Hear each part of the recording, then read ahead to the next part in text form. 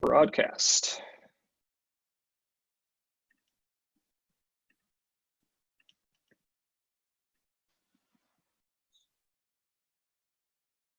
Good afternoon, everyone. Thank you for joining us. We'll be starting in just a few minutes. Gonna give everyone a minute or two to join.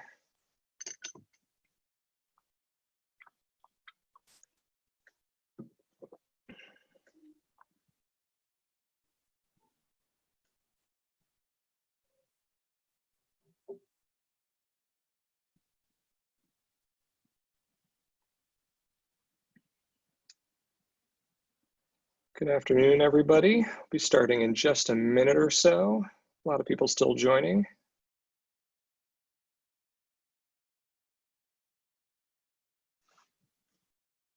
All right, I think we are going to get started.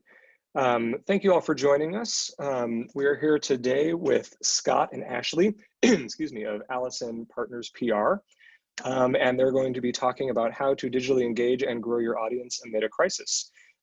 Before we get started, wanted to just give a brief overview of some of the resources that we have available for nonprofits now at CNM. Most of these can be found on our website on our COVID-19 page. There you can speak with our consultants. They're offering free 15-minute open office hours appointments. We also are getting all of our educational programming back up and running virtually now. In addition to the free webinars that we're offering, you can take a look at our trainings and certificate programs. Those are on our website at cnmsocal.org/events. And finally, we have our updating COVID resource page, which has access to our weekly lunch and learns, our nonprofit helpline, and a growing list of all of the emergency relief funds and county information. Last but not least, just wanted to plug our upcoming events. Tomorrow, we've got our virtual lunch and learn where we will be discussing some mental health and coping strategies for stress. It's Mental Health May, and we'll be joined by an expert from the LA County Department of Mental Health. Also, please save the date for our upcoming annual conference. We're going to be having our virtual conference on Facing Crisis Together from June 2nd through June 4th. And finally, we've got an upcoming certificate program starting a little bit later in June on DEI management, all of which you can check out on our website at cnmsocal.org/events. With that, I'm going to hand it over to Regina, who's going to kick things off, and we'll switch over our screen sharing here too. All right, thank you, Aaron. Hello, everybody. Happy Thursday. It's amazing that tomorrow is already going to be Friday. I don't know about you guys, but these weeks are just kind of blending together. As Aaron just mentioned, we have been trying throughout the pandemic to offer programs that, based on what we hear from all of you, are going to be the most valuable and meaningful in helping you figure out how to operate in this, whatever the new normal is. So we are fortunate today to have Scott Pansky and Ashley Murphey from Allison and Partners. You know, they work with global organizations to think about combining communication strategy and digital strategies. And for all of you right now that are trying to figure out how to communicate with your stakeholders, with your donors, to keep your mission on their minds, we thought it was really a great opportunity today to hear from these two experts. So I am going to turn it over to Scott and just say thank you to both of you guys for making yourselves available today. Thanks, Regina. We appreciate the opportunity to chat with everybody. And Aaron, we appreciate your coordination of all this. We know this isn't easy. First, thank you everybody who's on the call today. Had the pleasure of speaking with you all several weeks ago. It seems almost yesterday. I think my hair is about 2 inches longer than when I spoke last. But during this time frame that's happened, everything's changed on a dime every single day. And when we were talking with Regina last week, we were talking about digital and donor relations and how do we get in front of donors to keep raising funds. One of the things we talked about in our first conversation was that fundraising shouldn't stop. You have to keep going, and we just have to be very sensitive to how we do that. So what we're going to do over the next 40 minutes is really kind of give you some insight into nonprofit survey that we just did. You're the first ones to hear this information. We have a paper coming out on this next week, and then it basically kind of talks about the importance of how we use digital and how we utilize influencers. And then I'm going to turn it over to Ashley, in which she's really going to give you the tips and tools of the trade. This is what she does full time for a living, and excited to share her expertise with you. We'll go to the first slide. I've gone through the agenda. This is just a little bit of background of the nonprofit services that Allison and Partners provides to its clients. We've talked with Aaron and Regina, and you'll see on that COVID-19 resource page a backgrounder on Allison and Partners and special rates that we're offering nonprofits at this time. There's also a research paper that we did 2 years ago that we wanted to share because there's a lot of insight to how this has evolved over the last 2 years. So let's dive into what we've been talking about in regards to research. So we wanted to get an understanding of how consumers were making their donations, what their top priorities were around COVID, and then what would they be after COVID. The purpose geared towards nonprofits is to have an understanding of where, the best way to describe it is, do you give up just because funds are going to healthcare organizations or not? How do we go ahead and engage consumers today when their worries are in different places? So this is some of the findings that we found. Number one is they're still making donations. They still want to help, and they're still making them to their regular causes in general. We're seeing an uptick, which didn't surprise me, in the healthcare and community service type of programs, as you're seeing food banks and other relief organizations making a significant amount of donations and receiving that. You've seen a lot with the national charities and not national charities, national surveys, and you'll see it nationally and regionally with telethons and things of that nature. So what we found also is that 40% of those surveys basically said that they have heard from an influencer.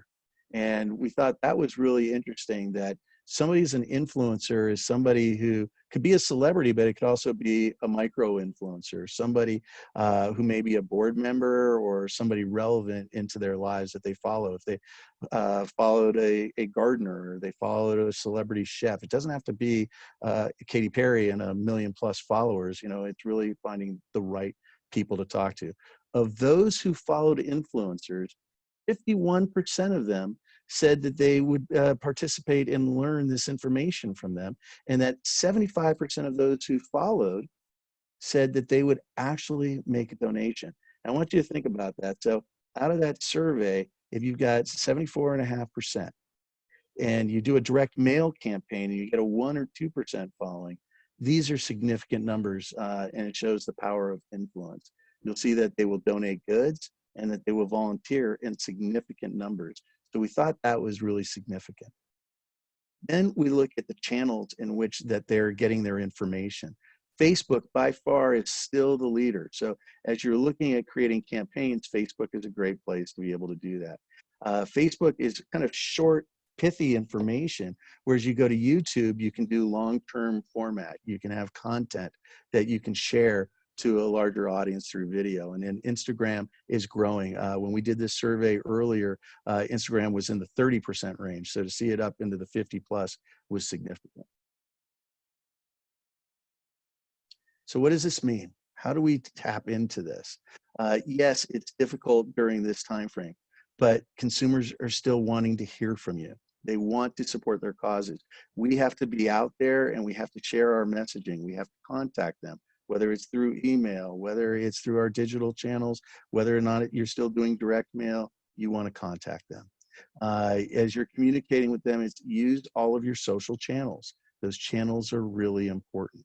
As we talk about the influencers, I already mentioned between celebrity and micro, but it's think of the different ways that you can get to your specific donor directly. And that's a lot of what we're going to talk about here today.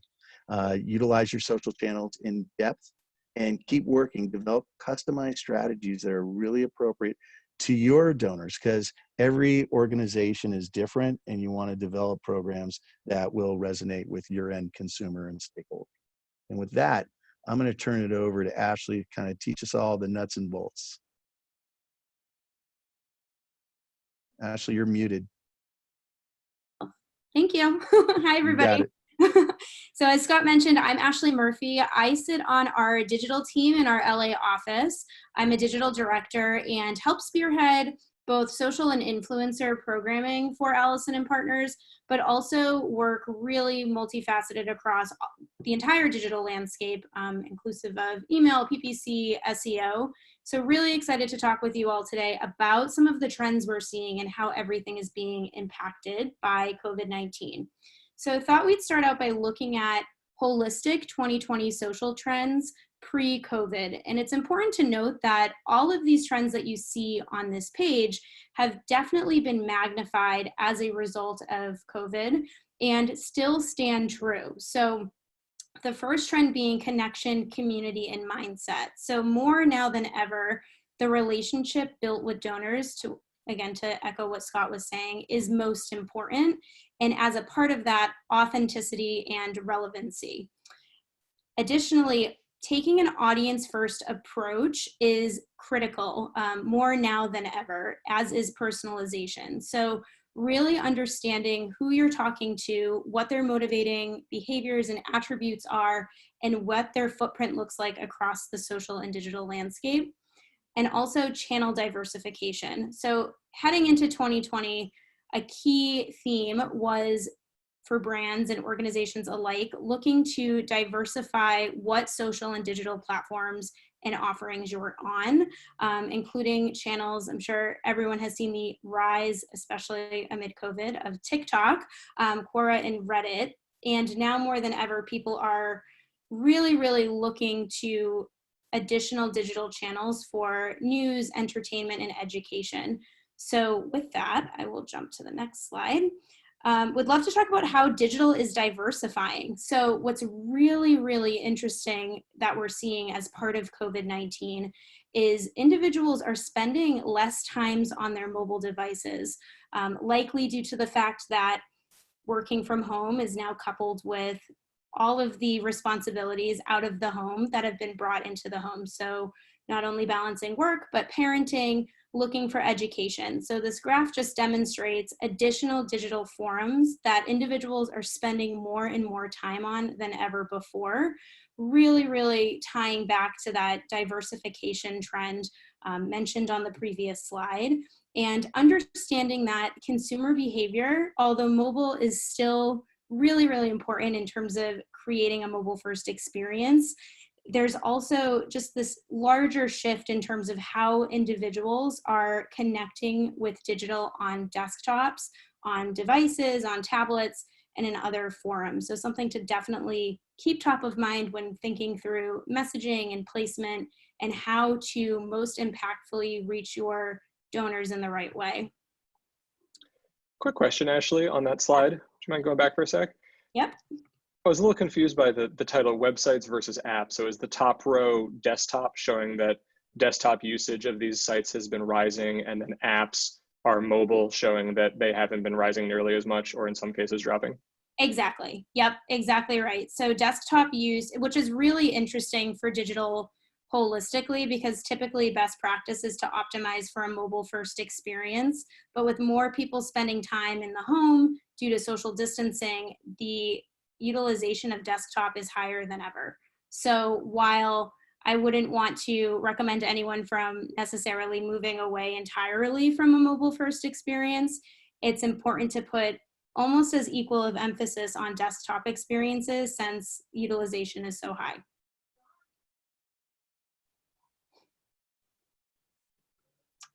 In terms of additional impacts from COVID-19, message and content shifts have been really, really high up on the list in terms of how organizations are having to shift how they're communicating with their audience. So I know I mentioned this, but transparency, empathy, and kindness really, really win.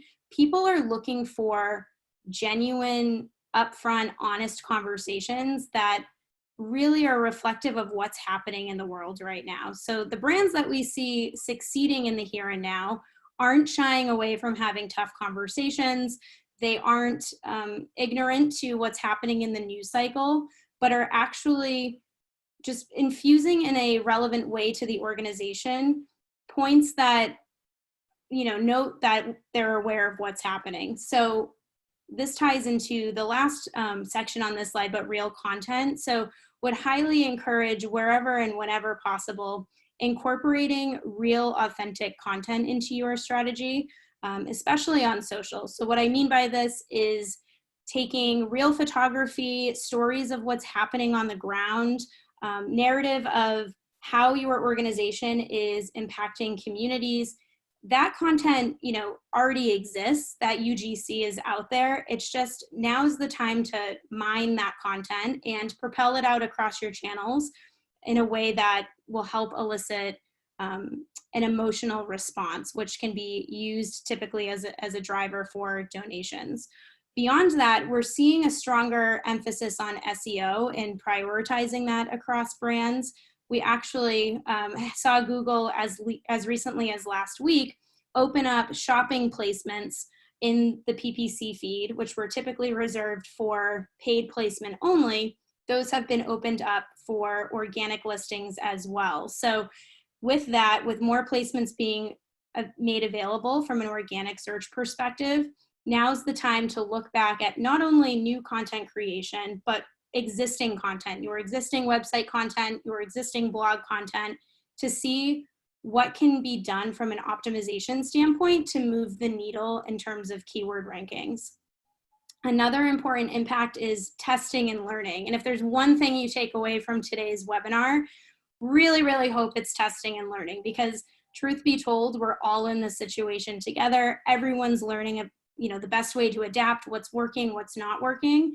And my one recommendation is to get out there and test something, see if it sticks, learn from it, and iterate. We're seeing much more virtual experiences.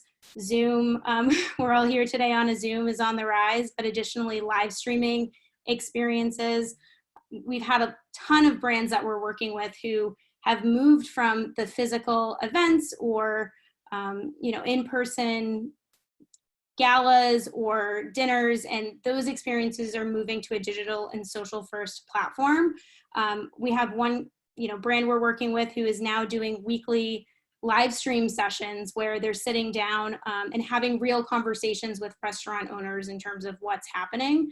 And it's been a huge test and learn experience in terms of really finding what the conversation vehicle has to be in order to make that work. So really encourage, even if you're not confident in a live stream, you don't know how to do it, my recommendation is to put the parameters in place to allow yourself to test and learn from that. Additionally, interactive content is on the rise. So this is entertaining, feel-good, uplifting content in the way of infographics, data visualizations, video, anything that creates stopping power in the ever-moving social feed. So, wherever possible, would recommend mining data that's already available to you and repackaging it in a way that can be merchandised more visually.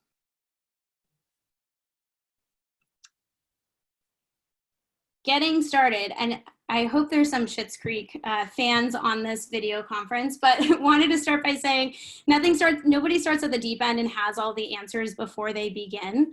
And what we really mean by this is when we think about digital strategy at Allison and Partners, we like to start from the end and work backwards from there. So I'll put that into practice. In terms of developing a digital donation strategy, a lot of times my personal experience is when we talk about strategy, it can sometimes feel like this overwhelming task, and there's so many different things that go into it, from a tactical perspective to understanding your audience to mining your data. But we've really like to strip it down a bit into 4 key steps. First step being articulating what your business goal is and making that measurable. So just identifying, how, from a donation perspective, what's your goal in terms of how many donations you're trying to drive, or what that dollar amount is, and what's the time parameter around that. Is it within Q2? Is it within the month? having as much refinement around that goal as possible before moving into understanding who you're trying to reach, demographic-wise, psychographic-wise, device behavior of these users, unpacking what that ideal audience segment looks like so that you can then identify the best channels to reach that audience.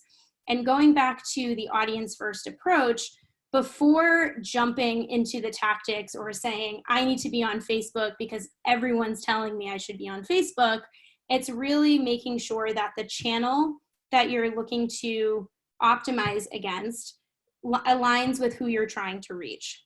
Once those channels are, aligned upon, well, for the sake of conversation, say it's Instagram. From there, step 4 is understanding how you'll measure success. So it's great to have a goal, it's great to have a channel, but at the end of the day, if we're not setting expectations in terms of what success looks like, it becomes really, really challenging to optimize against that and create iterative strategies and tactics to improve that holistic strategy. So we've mapped some examples to this. So from having a goal perspective, we'll say it's raising $10,000 in donations from net new donors in the month of May.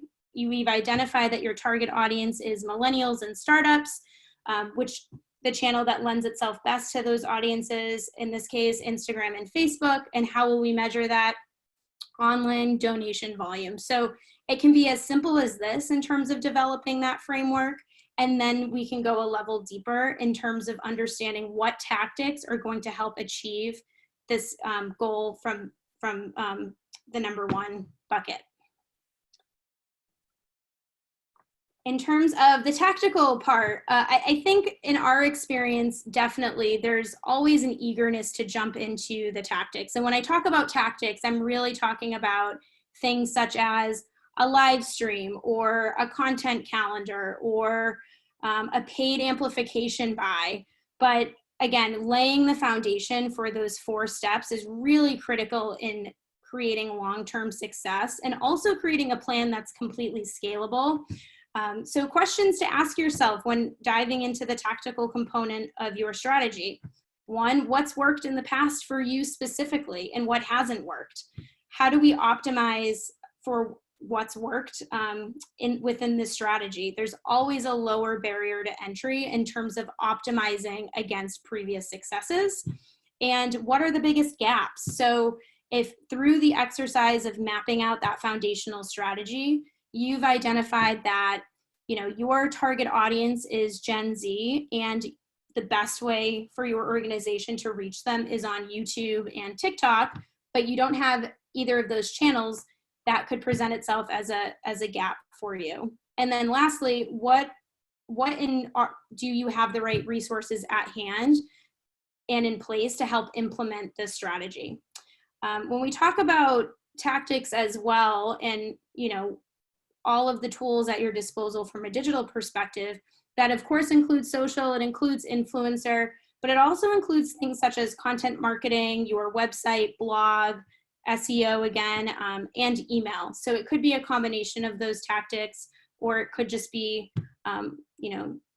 taking the peck away method, as I like to call it, and starting small and scaling from there. Ashley, why don't you expand a little bit more on content marketing as far as what type of content you're thinking about? Yeah, I think, in terms of holistic content marketing, would definitely recommend optimizing blog content. I think that's, if you have a blog, now's the time to certainly be leaning into that. And I think I already mentioned this, but a lot of times when we talk about blog content, it's, there's this, question that is around how much content you need to be creating or how many blog posts per month. And what's really, really great about SEO and blogs is that you can optimize for the long term. So it's not necessarily only looking to create net new articles every single month, but it's also looking at what you already have at your disposal and understanding what small optimizations can be made to that content for it to rank higher in the Google SERPs. So what that means might be, updating to refresh to include a couple key keywords that people are searching for within, that are relevant to your organization. And it also could include developing net new articles that speak to what your organization is doing and where donations are going towards. We have seen tremendous success in further articulating the value of a donation. So what I mean by that is, instead of, your $50 goes towards X, it's really articulating something tangible for audiences to understand how far their donation is going, so that they feel that they're having, they're just more involved in that process. So I think blog content's a great way to do that. Also, your existing HTTP site, your main domain of your website, just making sure that that's optimized from an SEO perspective. It could include any thought leadership content that you then want to syndicate out on your LinkedIn. Just making sure you're capitalizing on all of the places that long form content can exist and live on.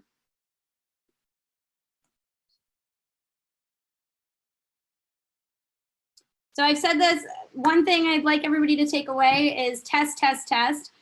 Press and go is the first step. Also, I'm a huge data nerd, and we'll say till I'm blue in the face, your own data is the best measure of whether or not something is working. So would really encourage, if you have Google Analytics set up, if you're on Adobe, whatever your data source is, lean into that now more than ever in terms of understanding what's driving traffic. And if you have the ability to tie in direct donations through your website, would always recommend also using UTMs if you're not already, so that you can set up a view within Google Analytics or Adobe to understand the weight that each channel is having in terms of the impact those clicks are, whether or not they're converting or not once on the site.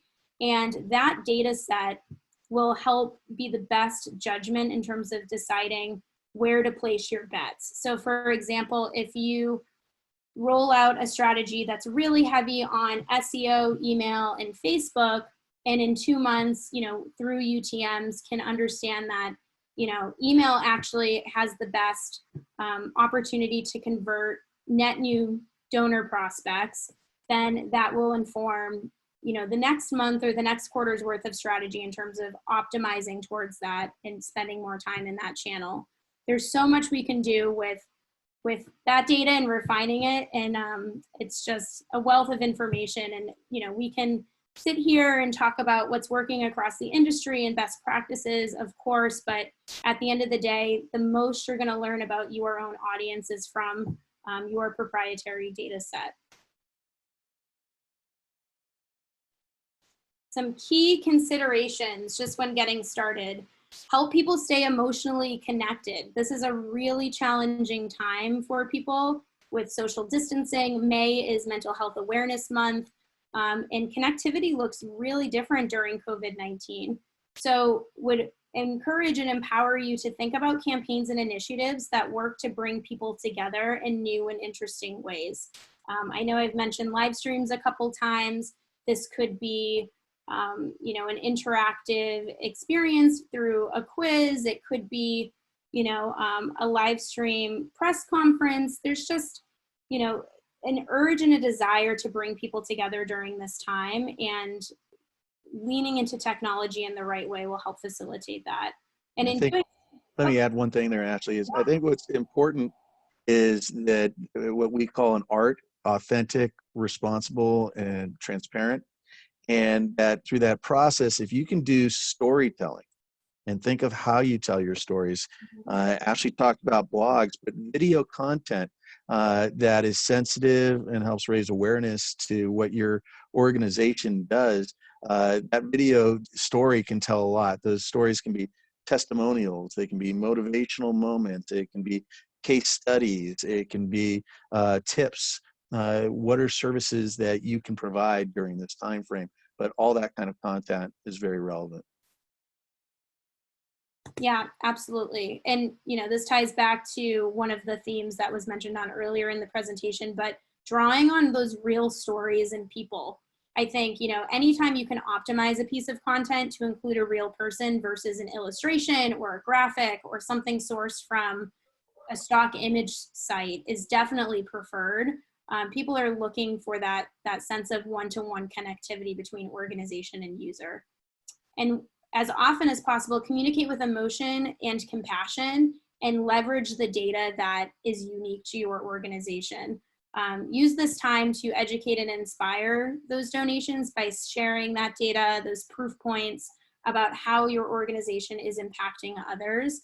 Those are the feel-good stories that help people take that additional action of clicking and converting from a donor perspective.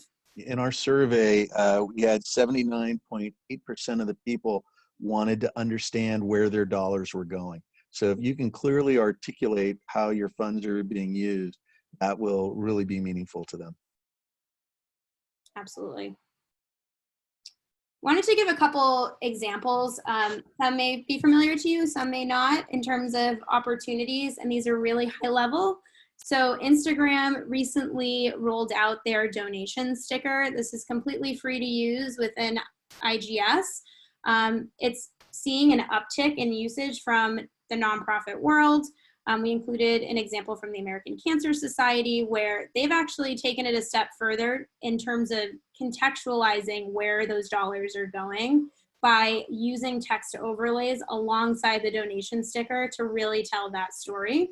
And additionally, through this, you can include that direct swipe up link to your website or the donation page so users can go directly from the Instagram interface over to the donation section. Instagram is also rolling out a challenge integration to donations. This is in beta right now, but essentially what this will allow organizations to do is tie this donation sticker to a challenge sticker so that it creates a groundswell of a call to action so that people can challenge one another to donate to a cause or to a nonprofit. So what's really exciting about this is there's been a major uptick in the utilization of the challenge culture on digital and social. We've seen, you know, organizations and brands leveraging influencers and donors to kick off a challenge by challenging another celebrity or a micro influencer and making it consumer open-ended as well to perpetuate content creation. And in doing so, it kind of takes on a life of its own, which is really exciting. And you're also able through Instagram with the donation feature to participate further with an additional call out that says I donated. So it's just a great way to create a drumbeat of ongoing content. And in doing so also opens up another avenue to get user generated content to reshare that back to your profile. A question on that feature, Ashley. Do organizations need to do anything or turn on any option to be included in that? Or is that just a sticker that you can select from Instagram story now? Exactly, it's just a sticker. It started rolling out a few weeks back, so it should be pretty widely available at this point. The challenge sticker tie-in, however, is probably a few weeks away from rolling out broadly. Some people have access to it. Instagram likes to choose on a case-by-case basis, but the donation sticker itself should be widely available within the app. Do you need to be part of the Facebook charitable giving program? Somebody just mentioned that in the comments, or is this connected to that at all? So at first it was a bit limited in terms of which nonprofits were able to participate, and now it's widely available. So would encourage everyone to check out the app and see if the sticker is rendering. If not, and you'd like to participate, there are resources we're happy to help provide in terms of getting in touch with a resource at Facebook and Instagram to make this available to you. Gotcha. Yeah, somebody just mentioned that there might be a bit of a backlog and that this person's been waiting for a few weeks to be approved. Mm-hmm. Yeah, we're seeing that, you know, it started rolling out of beta a few weeks back, so it's becoming more widely available. If you are waiting for it and you need an extra push, again, we're happy to send some resources to try to escalate it for you. Awesome. I'll follow up with their info. They added in the chat. Great. Also wanted to provide a couple case studies from Allison and Partners in terms of some of the organizations and brands we're working with amid COVID-19 in a social and digital capacity. So the first being Impossible Foods. they have kicked off this Instagram live series and programming, which is 2 times a week on Tuesdays and Thursdays, to tap into the trend of home cooking. I don't know about anybody else on this call, but my home cooking has, I feel like I'm top chef now after a month at home. But essentially, 90% of their business is generated by local restaurants, and the restaurant industry is being tremendously impacted by COVID-19. So we have worked with them to help facilitate this sense of community and tie into the hashtag Save Restaurant movement by working with their head of culinary, J. Michael Melton, 2 times a week.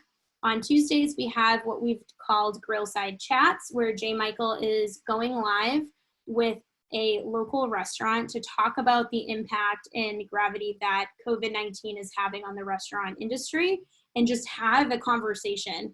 And this has been so positively received, I cannot even tell you. And it's just 2 people talking. It's as simple as that. It goes for about 30 to 45 minutes.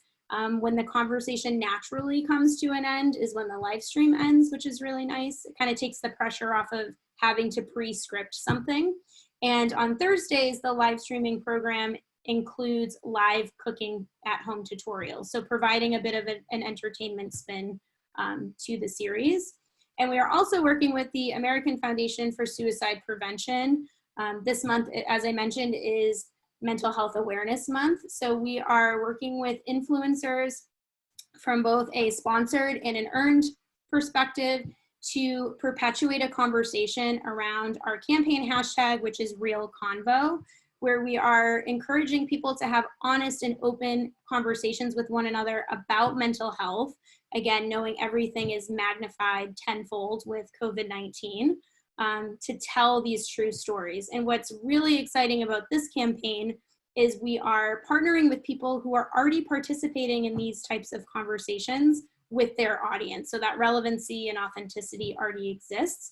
And they're now just tying it into AFSP to create this groundswell of hashtag usage, where AFSP will then share that content back out across their channels throughout the month of May. So this will start hitting next week. Encourage everyone to check it out if you have time, and just to see how it's progressing. But it's a great example of, you know, an organization leaning into influencers and the existing equity and authority that they have with audiences to help tell a really important message. And those influencers are authentic influencers, right? None of those are paid influencers. It's both, actually. So some are sponsored, but I will caveat that the sponsored partnerships are more in the vein of content creators, right? So we're partnering with illustrators and a few micro celebrities, I'll call them, to create content. But from an earned perspective, we've been really, really successful in getting on, like, we're working with Andy Lassner, who, if anyone's familiar with, you know, the back end of Ellen DeGeneres, he's her right-hand guy. So it's more about finding people who fit really authentically with the program and the campaign, who are already having these conversations, to tie them into the campaign in the right way. Great.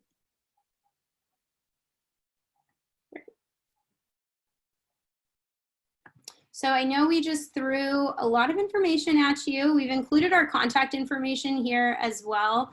And I'm sure Scott will support me in this. We're here for any questions. We really want to be a resource for you. So happy to answer questions now. If questions come up after, please reach out to us. We're happy to share the information we have. Things are changing by the day on social and digital, and realize it can be overwhelming and feel a bit challenging to keep up. So happy to provide as much support as we can.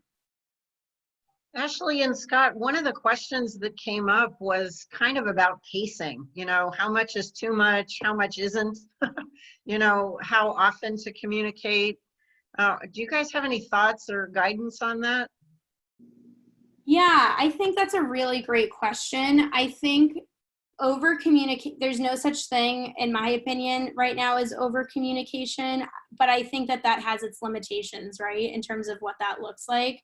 You know, in terms of best practices on social, I would recommend 3 to 5 posts per week typically as a baseline. That will differ based on the content consumption habits of your audience.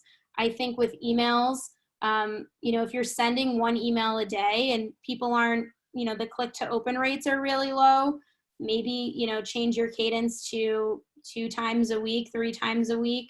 I think, if you're fearful that I don't want to push too much, I would also argue that with organic social, the lifespan of a piece of content is really limited. So we love to say this, the lifespan of a tweet is 17 minutes. So there's some flexibility with channels in terms of how often you're posting. If you're posting with paid, however, you can get more mileage out of the content. So I know that's a very open-ended way to answer that question, and I apologize for that. But I guess, to sum it up, over-communicate until your data tells you otherwise. And then one other aspect in regards back to content is if you're sending the same thing over and over again, that's going to be more of a turnoff to the end user. If you can diversify what you're sending, sometimes it could be a call for funds. Other times it's just a call for awareness. You want to share information. Other times it could be a request, what can we do for you? So look at, who your target audience is and how you want to communicate with them, but just kind of mix up what you're sharing so that it's more educational than asking for funds on a regular basis. Because once somebody's made that donation and now they're getting hit up again and again and again, that'll get tiresome. Great advice. Please submit your questions using the Q&A widget. We're having a few bubbling up, so we'll just take them as they come. One of the first questions that was asked at the very beginning of the presentation when you were sharing about the sort of usage of different platforms now, you were talking mostly about Facebook, Instagram, YouTube. Curious, was Twitter included in that study? Yeah, let me get the research I have here. We had Twitter, we had TikTok, and then what we were seeing a huge increase on from when we did the original survey is Twitch. So you're seeing a lot of online gaming fundraisers that are going on right now, and there's a huge online gaming community that's there. These first 3 in the survey is what went to the top, and the others were followed right behind. Twitter was number 4. It's so interesting about Twitch. I've been hearing more and more about it. Do they have a donation component built in, or is that something that they use a third-party platform? Yeah, that's a great question. So we're seeing a lot of celebrities and influencers live stream donation-a-thons to Twitch, and they're typically using a back-end provider. So just like you can live stream to Facebook using Zoom, there's a lot of other tech available to you that allows you to stream and incorporate a donation feature within that. So one that Allison & Partners has familiarity with is called Stage 10, which basically would allow you to incorporate a Facebook donation feature and stream that donation live stream to Twitch, to YouTube, to Facebook, all at the same time. Gotcha. Getting back a little more to basics, because I imagine that not a lot of people on this call are utilizing Twitch right now. Janine asked that, well, basically she just launched their social media campaign on Instagram and Facebook. They're a small music nonprofit and are gaining likes and followers. Would love some tips on best practices for conversion during this crazy time. And didn't specify what conversion was, which I would imagine would be kind of the first question of what is the goal, and that would inform, how you convert. Yeah, I think as you're growing a social presence, having a really robust community management presence is really important. So engaging in the comments, including calls to action for audiences when you're posting content. I would also say that the further along the path you can bring a person on social, the better. What I mean by that is if you are, posting something on stories with the goal of driving awareness to then drive, on-site conversions in the way of donations, include a swipe up link that goes directly to that donation page. I think, some organizations and brands will drive to the homepage or drive to blog content with the hope that people, once they land on that page, will then direct themselves to the donation page. And my recommendation is bring them as far down the path as you can to that landing page or to that experience where they can actually donate. Kind of tactical follow-up to that too, just kind of thinking about constructing audience funnels. Like, should you be prioritizing donation through a social media platform versus your social media platform as a vehicle to get email addresses that you can then run donation drives through, with the latter being that you get to own that relationship a bit more? Like, is it worth putting up a few more obstacles to get more control of the audience relationship? Yeah, that's a tough one because I think there's a couple of different ways to answer that. I think the benefit to controlling the donations through a website or a landing page is that you're not only, helping to streamline what that experience looks like, but you're also capturing additional user data in doing that. So what I mean by that is if all of your donations are funneled through your main website domain, you can input a social pixel on the back end of that site so that it fires every time someone visits that page, whether it's from email, whether it's from the web, whether it's from social, to later use in both remarketing with paid social, as well as creating lookalike audiences on paid social from that website audience data. So I think that's one of the biggest plus signs in terms of having everything housed within an experience that you own, is that there's just more you can do with that data set. I think the experience to incorporating a donation funnel through a social media platform, however, is you're more likely to convert people in a more instantaneous fashion because you're not requiring them to leave that experience to open up a page in their browser to donate. You're keeping it within the experience they're already in. So I would recommend testing to see what works best for your organization, and also take into account how instantaneous you're looking to drive a certain threshold of donations. And Ashley, you talk about also more where there's already what I would call loyal followers, because what we're seeing from a donation standpoint is friends, family, coworkers are still at the higher side of that. So it's kind of like these are what I would call already existing fans, and how do we optimize people who already care about our service or organization? I think the best way to do that, honestly, is through really personalized organic social content and email distribution. So personalization is key, right? So making sure when we're communicating to those users, we are communicating to them in a way that recognizes that we're aware that they're, loyal to the organization and nonprofit, that they're not, net new prospects for us.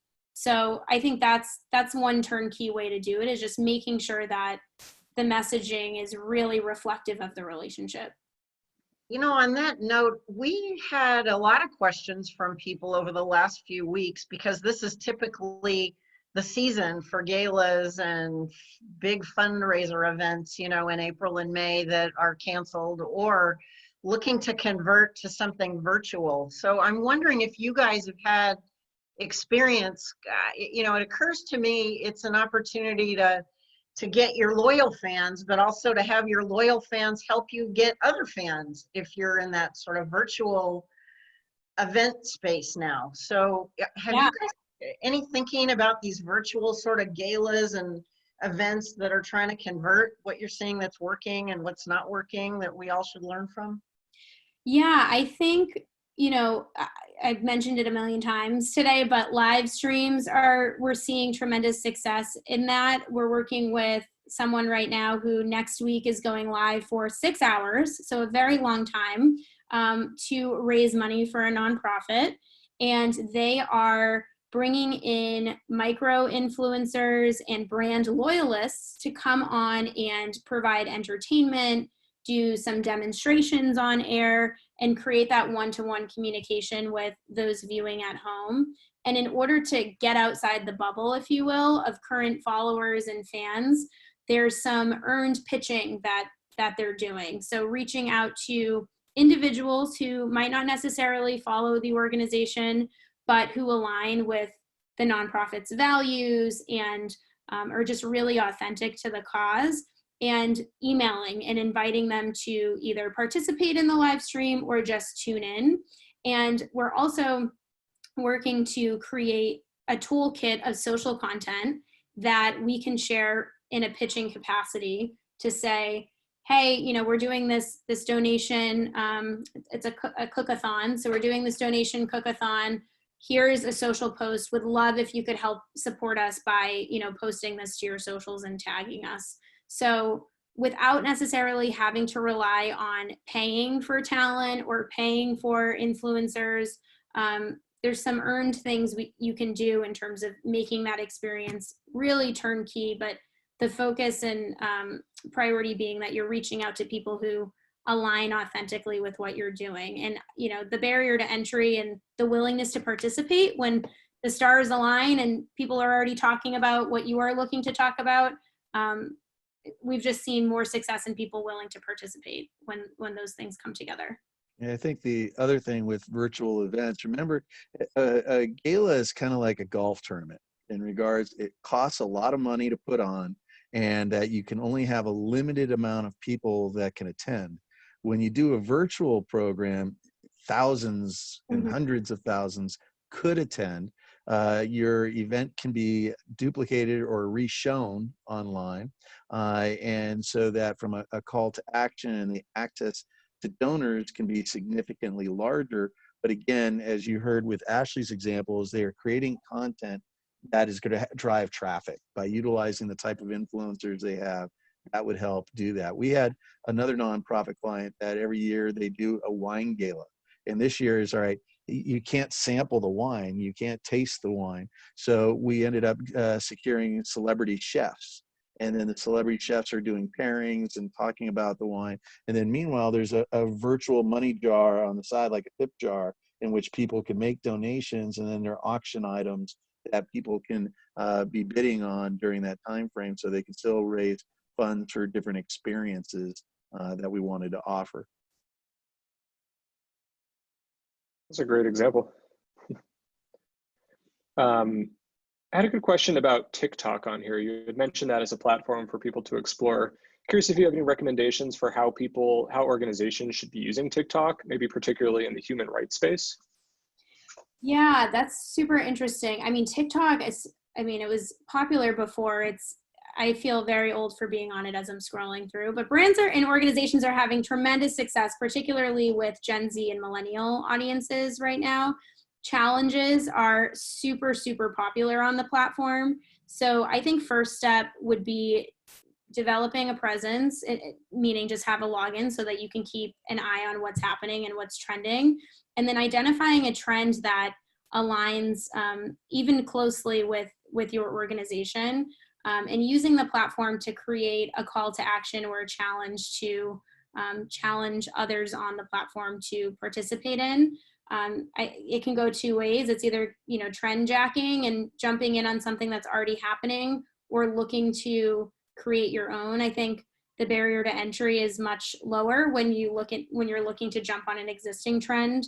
And TikTok's really interesting because it's unlike any other social platform where, you know, with Facebook, Instagram, Twitter, YouTube, you post something and the life cycle of the content is, you know, end to end, whereas on TikTok, a piece of content can continuously generate engagement based on how it's optimized and the virality of the platform. So I guess, you know, first step would be just understand what conversations, what challenges, what content's being created on the platform, and look to see if there's any trends that you can jump in on to start establishing some equity within the platform and within its audience.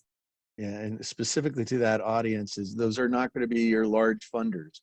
So if you want to collect $5, $10, $20, you're looking at increments more like that for that kind of a platform.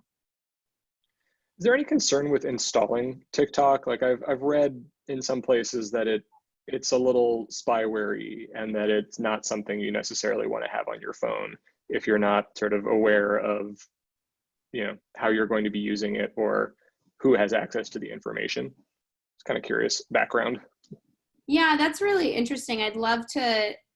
I haven't, you know, in speaking with, we have some reps at TikTok. I haven't had any concerns, you know, firsthand or with organizations and brands we work with, but I would be curious to learn more about that and would love to read any materials you have, Aaron, and can provide more context there.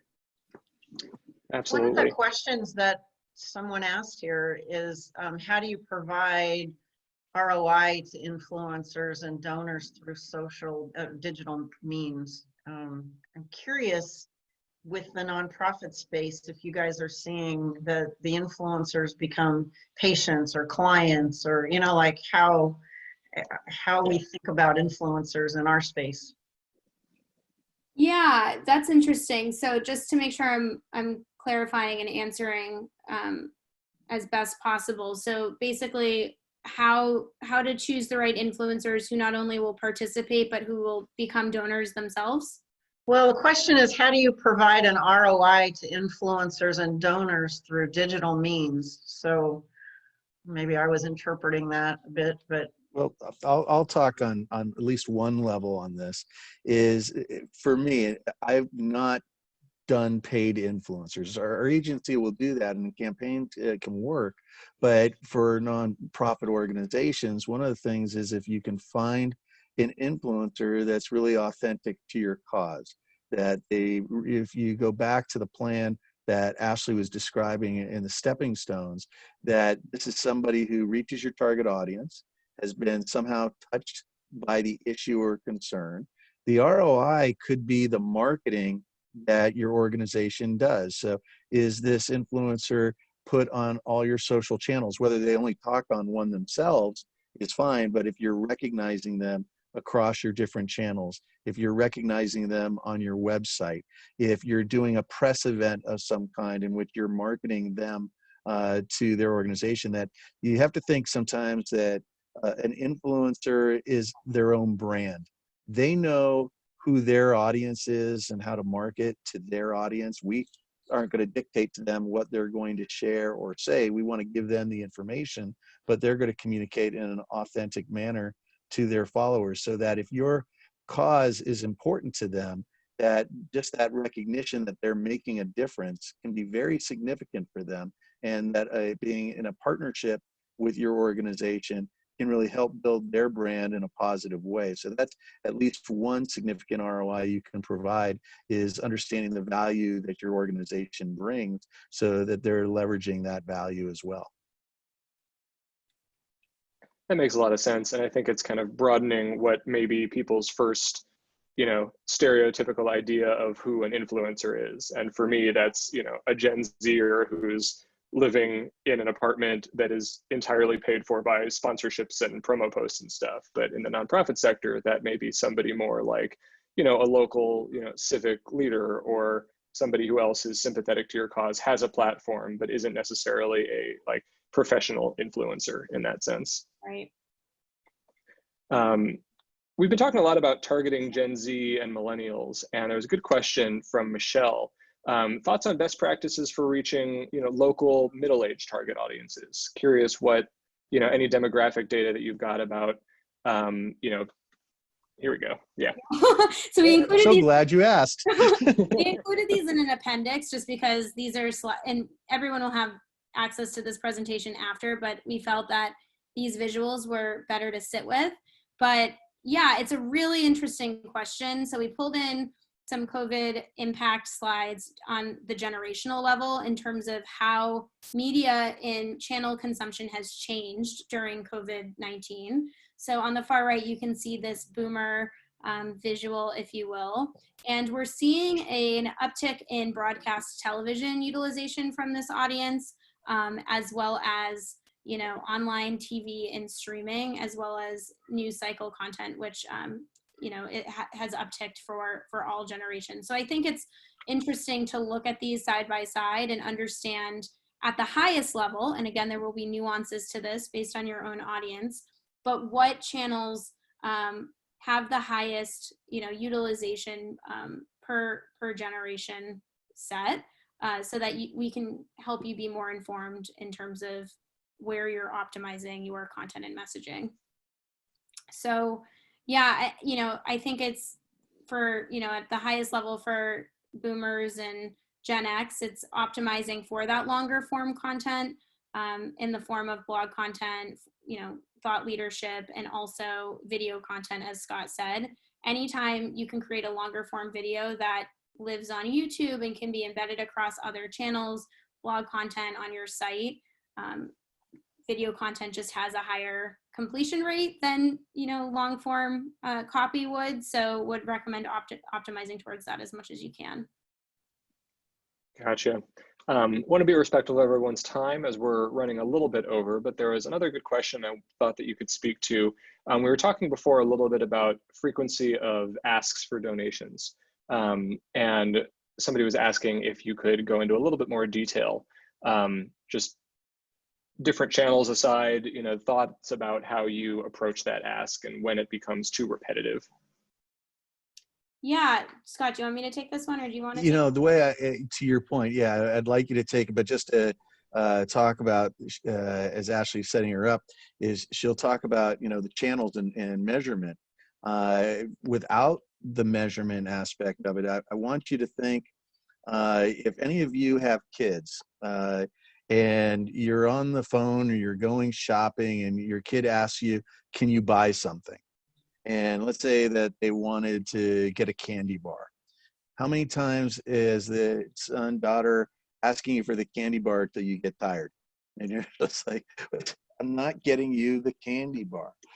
It can get like that when it comes to donations if it's constant. So if you think this week we had Giving Tuesday, again, I must have gotten, 40 different Giving Tuesday emails from 40 different organizations. Who am I going to make that decision to make a donation to, and how? So for me, that gets to be too many. Ashley, go ahead. Yeah, I think it's important to temper how repetitive the asks are with filling your funnel with net new prospects, right? So that you're constantly bringing people in to have a continuous cycle of nurturing those new leads to then, move into conversion and loyalty. I think, if you're thinking about repetitiveness of messaging direct, like if you're sending direct emails or to a subset of your top audience cohorts or donors, would recommend, to test out the frequency on social probably first to see how that resonates versus like one-to-one communication. But again, I'll echo what Scott said and set me up for is just the data is going to be your best friend in that sense, in terms of looking into your analytics platform to understand, if you're sending 3 sends in a week and that's coupled with, 5 social posts, is engagement rate dropping? Is your open rate dropping? And if so, that will help inform how much you should scale back. So again, I think it's a lot of testing and learning, and using social to over communicate and using email and more direct communication forms and methods to take more of a precision approach to that. Awesome. Regina, any last questions or words before we close it out? Well, mostly just thank you to Scott and to Ashley and to your team at Allison and Partners. We know that this is a busy time for you with your clients, and I appreciate that you took an hour to work with all the nonprofits that stayed on this session the whole time with lots of good questions, and I'm sure you helped sort that out a bit. So thank you to you guys. You guys both mentioned that May is Mental Health Month, and tomorrow at lunch we are having a session with the County Department of Mental Health to think about, we're all dealing with a combination of anxiety and anger and depression and a lot of overwhelmed feelings as we try to lead and support our communities. And we hope that you'll take that opportunity for an hour to do some healing for you. I understand that this person that we have is fabulous, and that you'll come out of it with some tools that you can use for yourself and for your team, and a nice way to end a week with something that is healing and restorative. So with that, thank you guys, and hopefully we'll see you tomorrow. Thanks, everyone. Thank you. Awesome. Thank you both.